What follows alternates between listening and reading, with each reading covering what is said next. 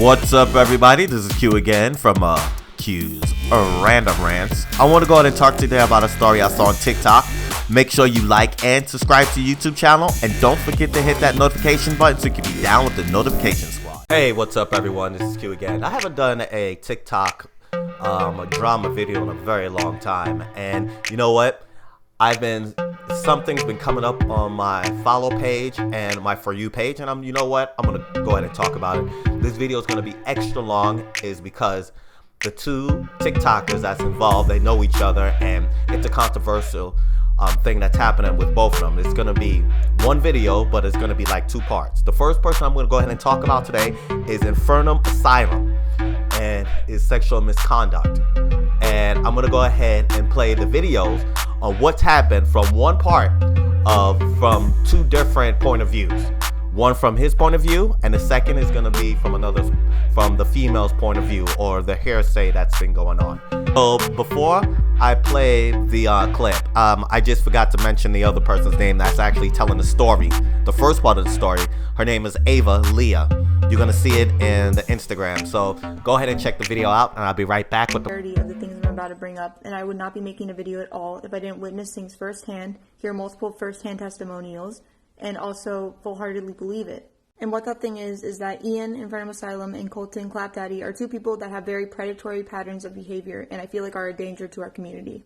Ian posted a video that is not deleted, basically explaining how he felt like people close to him were talking shit behind his back. And I will admit that we were talking about him, but what we were doing was establishing that he has a very clear pattern of harassment towards women. Now, the few days I was with him, I know that he made several different women feel uncomfortable by saying sexual things to them, or getting too close to them, or making them feel like they needed to ask someone to watch their back. And the thing is that I've talked to him about this twice before. Once when an incident happened with my sister, and another when an incident happened to a creator I'm close with. And I know another woman in his life has as well, and he just continues to do it. Before I start this video, this is part 2. If you haven't seen part 1, please go watch that. I'm going to talk about the incident with Infernum Asylum and my sister at Katsucon. Katsucon was the first time I ever met Ian. I met him when he was in Rascal Cosplay, and we hung out for a few hours. And during that time, he continuously called my sister curves, and he eventually ended up running his hands down her waist unconsensually. She didn't tell me at first because she was surrounded by my peers and people that she didn't know. And when I found out, I got very, very mad. And I was about to cut him off, but the thing is, my sister and I both like to give people the benefit of the doubt. So after talking to some people around us who assured us that it was a one-time thing and that it was just in character, I ended up DMing him on Instagram and explained that he did make her feel uncomfortable, but that it was okay, she was fine, and she did the same thing. Even then, my sister was so uncomfortable that she avoided contact with him for the rest of the weekend. It wasn't until Florida that I realized it was a pattern and that he's done the exact same thing to many other women, and sometimes not even in costume. I have my sister's permission to tell her story, but I don't have that same permission from the other victims. If they need to come out about their stories, they will in their own time. It would be disrespectful for me to say anything. This is part 2. This is part 3. If you haven't seen parts 1 and 2, please go watch them for context. The last thing I want to say about Ian is, even though I feel like I was very lenient in the DMs we had on Instagram, I had another conversation with him in person where I basically just explained much more directly that he can't touch women in a certain way and talk to them a certain way without fully knowing them, and that just all seemed to go over his head. Because by the end of it, he was making jokes and not taking anything seriously. So how I understand how cosplay work is you can cosplay characters that people already made up, like Spider-Man, Superman, anything from anime or anything like that. So it looks like Infernal Asylum made up his own character. It was not really made up. His character does remind me from Bleach, Squad 10, the guy with the makeup and everything like that. You know, the guy that likes to dissect people and dissect stuff. You know, the dude from Bleach, 10 with the makeup on. I'm gonna go ahead and play you his side of the story, and I'm gonna play his cosplay, and I'll be right back. Making people uncomfortable. The first time was with her sister. I showed you guys those text messages, how I apologized.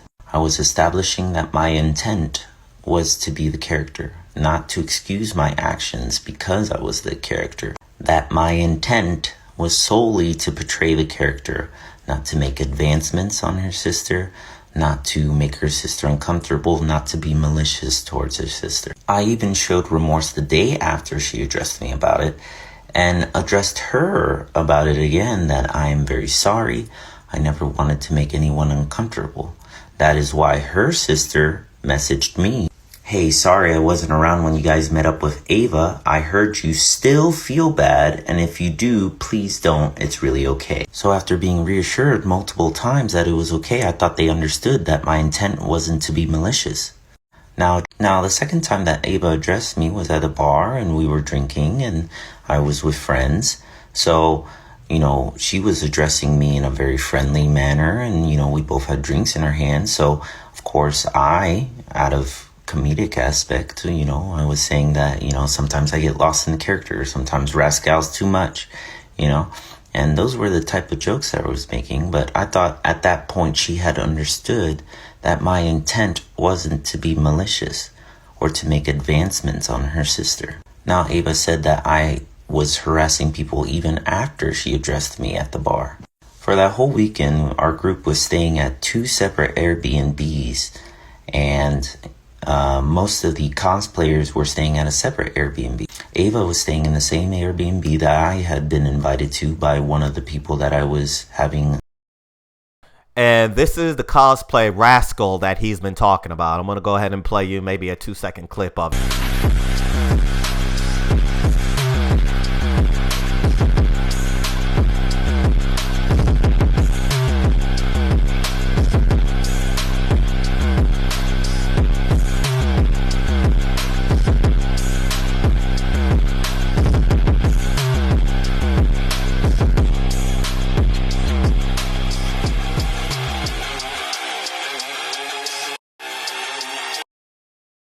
So I went ahead and looked at the video, both sides of the story, and you know what? I'm gonna say it. I'm not gonna blame the victim or anything like that, or be on his side or Ava's side. It's just, I think this is one big misunderstanding. It's just like actors. I think he was literally portraying a character, and while he's in character with cosplay, I think he should just keep up the character. But on the other hand, is you have to. You just gotta know when to do your character and when not to. I'm saying if he's in his makeup and he's dressed up in his cosplay, yes, keep the character going. But when you're out of your makeup and you just being you, just try to separate your character from like how you are personally, on how you really talk to people.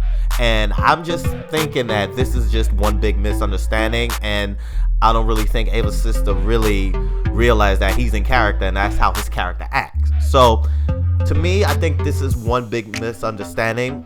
This was lack of communication on both people's sides, on both party sides. And I'm sorry if I pissed somebody off, but this is really my thought on this. All right. Okay, guys, I did promise you a 2-part video with this. I'm gonna just do this one part with Ava and Infernal Asylum, because the next part is kind of tricky and I want to get all my ducks in a row, because I'm going to be talking about a pedophile. So I want to get all my ducks in a row before I talk about this. So just bear with me for a few hours or a few days. Let me just do my research, and I promise I'll do a video about this next TikToker that you should watch out for. É o que me faz sentir prazer, é o que me faz enlouquecer.